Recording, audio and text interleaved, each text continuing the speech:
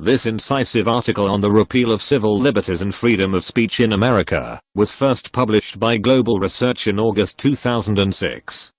It brings to forefront of debate the ongoing roadmap towards police state in America. It is of particular significance with regard to the appointment of William Barr to the position of Attorney General, not to mention the publication of an FBI document which states that conspiracy theories can motivate domestic extremists to commit criminal and sometimes violent activity. We are dangerously close to a situation where, if the American people took to the streets in righteous indignation, or if there were another 9/11, a mechanism for martial law could be quickly implemented and carried out under X-84. The Cheney/Bush administration has a plan which would accommodate the detention of large numbers of American citizens during times of emergency. The plan is called Rex-84, short for Readiness Exercise 1984. Through Rex-84, an undisclosed number of concentration camps were set in operation throughout the United States for internment of dissidents and others potentially harmful to the state.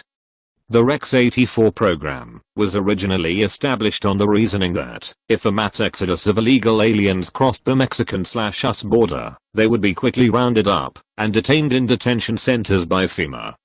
Existence of the Rex-84 plan was first revealed during the Iran-Contra hearings in 1987, and subsequently reported by the Miami Herald on July 5, 1987.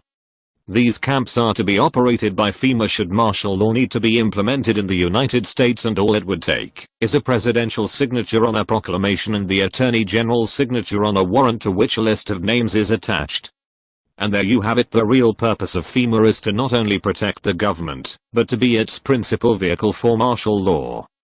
This is why FEMA could not respond immediately to the Hurricane Katrina disaster. Humanitarian efforts were no longer part of its job description under the Department of Homeland Security. It appears Hurricane Katrina also provided FEMA with an excuse to dry run its unconstitutional powers in New Orleans, rounding up refugees now called evacuees, and relocating them in various camps. Some evacuees are being treated as "internees" by FEMA, writes former NSA employee Wayne Madsen. Reports continue to come into WMR that evacuees from New Orleans and Acadiana, the traditional 22-parish Cajun homeland, who have been scattered across the United States, are being treated as "internees" and not dislocated American citizens from a catastrophe. We are dangerously close to a situation where, if the American people took to the streets in righteous indignation, or if there were another 9/11, a mechanism for martial law could be quickly implemented and carried out under X-84.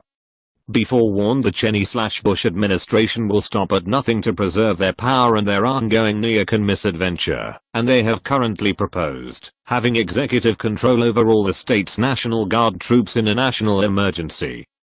Governor Tom Vilsack of Iowa called the proposal one step away from a complete takeover of the National Guard. The end of the Guard is a dual-function force that can respond to both state and national needs. The provision was tucked into the House version of the defense bill without notice to the states, something Vilsack said he resented as much as the proposal itself. Under the provision, the president would have authority to take control of the Guard in case of a serious natural or man-made disaster, accident or catastrophe in the United States.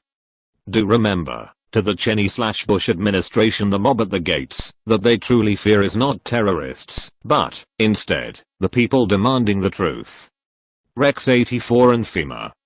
http://reform/2004/FEMA-concentration-camps 3sep04.htm.